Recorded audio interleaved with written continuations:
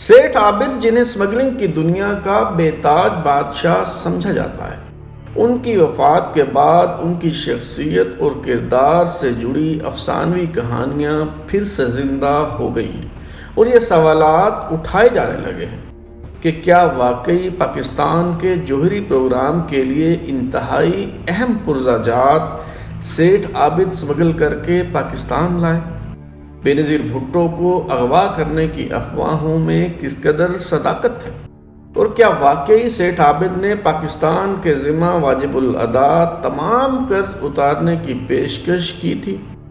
آج ہم یہی گتھی سلجھانے کی کوشش کریں گے۔ 85 برس کی عمر میں انتقال کرنے والے سیٹھ عابد، جن کا اصل نام شیخ عابد حسین تھا، اس کی زندگی ایک پراسرار کتاب کی مانند ہے۔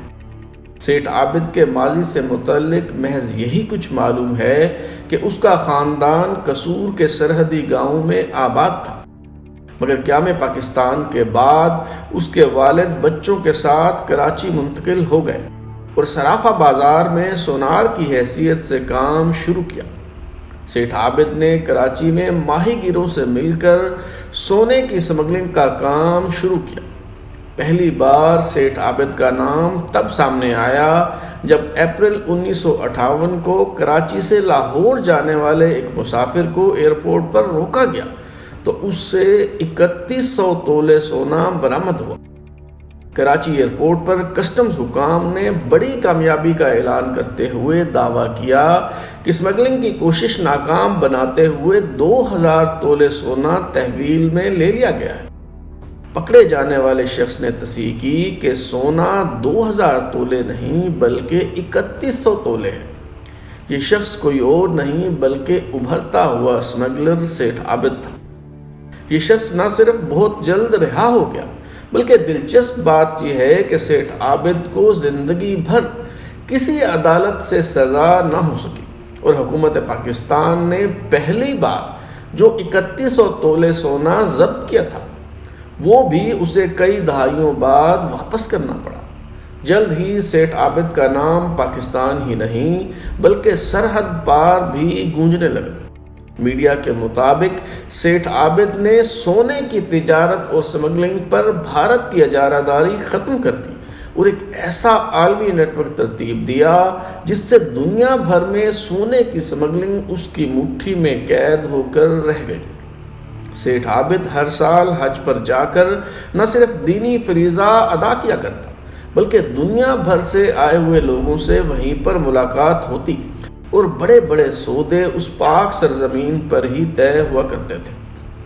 سیٹھ عابد کی اسمگلنگ کا نیٹ ورک اس قدر وسیع ہو گیا کہ اس نے طاقتور شخصیات کو اپنی فرنچائزز دینا شروع کر دی۔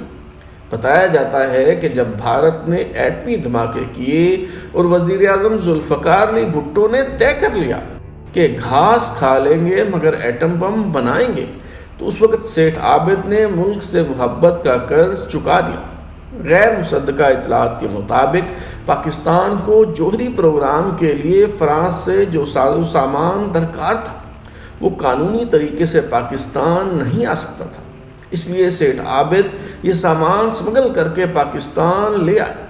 یوں پاکستان ایٹم بم بنانے میں کامیاب ہوا۔ یہ افواہیں درست معلوم نہیں ہوتی کیونکہ کچھ عرصہ بعد ہی سیٹھ عابد کے خلاف پاکستان کی تاریخ کی سب سے بڑی کارروائی کی گئی۔ اگر سیٹھ عابد واقعی پاکستان کے محسن ہوتے تو بھٹو ان سے ایسا سلوک کیوں کرتے؟ 1974 میں سیٹھ عابد کی لاہور میں رہائش گاہ پر چھاپہ مار کر کئی من سونا، جواہرات اور پاکستانی کرنسی برآمد کر لی گئی۔ وزیر اعظم ذوالفقار علی بھٹو نے سیٹھ عابد اسمگلنگ کیس کی تحقیقات کے لیے ایک خصوصی ٹریبیونل بنایا جس کے سامنے سیٹھ عابد کو پیش کرنے کے لیے اسے گرفتار کرنے کی ہر ممکن کوشش کی گئی، مگر سیٹھ عابد انڈر گراؤنڈ ہو گئے۔ انتہائی مطلوب شخص کو حراست میں لینے کے لیے پاکستان کی تاریخ کا سب سے بڑا سرچ آپریشن کیا گیا جس میں قانون نافذ کرنے والے تمام اداروں نے حصہ لیا۔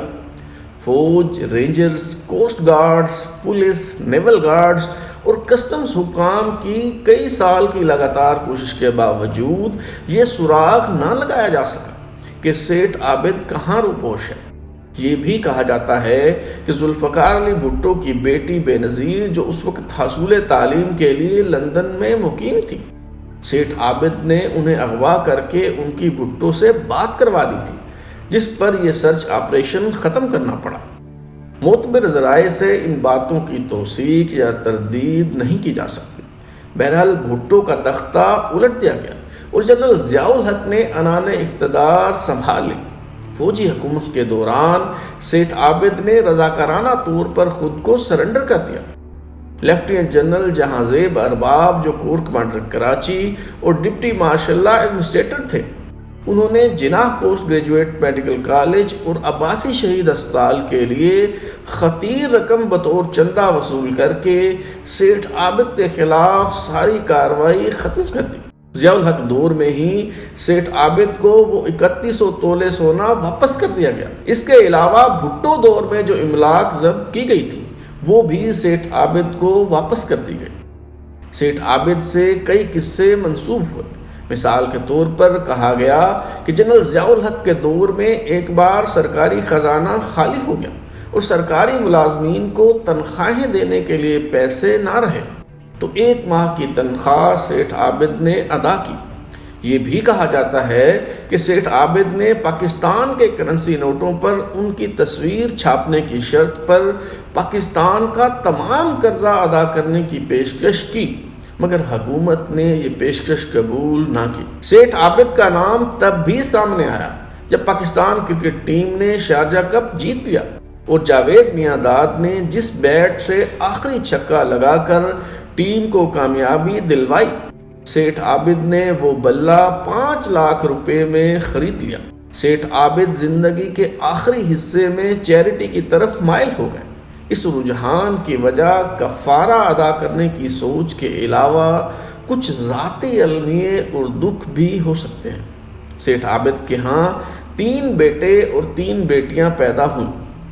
2 جڑواں بیٹے گونگے اور بہرے پیدا ہوئے۔ ایک بیٹے حافظ ایاز احمد کو سیٹھ عابد کی ہی بنائی گئی نجی ہاؤسنگ سوسائٹی میں انہی کے گارڈ نے فائرنگ کر کے قتل کر دیا۔ سیٹھ عابد شوکت خانم اسپتال اور دیگر فلاحی اداروں کو چندہ تو دیا ہی کرتے تھے، مگر انہوں نے حمزہ فاؤنڈیشن کے نام سے ایک نیا فلاحی ادارہ بنایا۔ اس ادارے کے زیر انتظام گونگے اور بہرے بچوں کی دیکھ بھال اور تعلیم و تربیت کے لیے تعلیمی ادارے بنائے گئے۔ جوان سال بیٹے کی موت کے بعد تو سیٹھ عابد ایسے علیل ہوئے کہ پھر سے صحت یاب نہ ہو سکے۔ سیٹھ عابد کی دولت کے تخمینے سے متعلق بھی بے شمار قیافے لگائے جاتے رہے۔ جب انہیں بدنام زمانہ اسمگلر کہا جاتا تھا تو وہ برا مان جاتے اور اصرار کرتے کہ سونا سمگل کر کے وہ دراصل ملک و قوم کی خدمت کر رہے ہیں۔ سیٹھ عابد گمنامی کی زندگی گزارنا چاہتے تھے، مگر پھر بھی انہیں بے پناہ شہرت ملی اور انہیں ایک افسانوی کردار بنا دیا گیا۔ اس شہرت کو مقبولیت کہا جائے یا پھر بدنامی۔ اسمگلنگ کی دنیا کے بے تاج بادشاہ سیٹھ عابد محب وطن انسان تھے یا پھر محض ایک جرائم پیشہ شخص، یہ فیصلہ مصدقہ معلومات دستیاب ہونے سے قبل نہیں کیا جا سکتا۔ اگر آپ کو ہماری ویڈیو پسند آئی تو اسے لائک کریں، شیئر کریں، کامنٹ کریں، اپنی رائے دیں اور ہمارا channel out line news subscribe کرنے کے بعد بیل آئکن یعنی گھنٹی دبائیں تاکہ آپ کو نئی ویڈیوز کے نوٹیفیکیشنز ملتے رہیں۔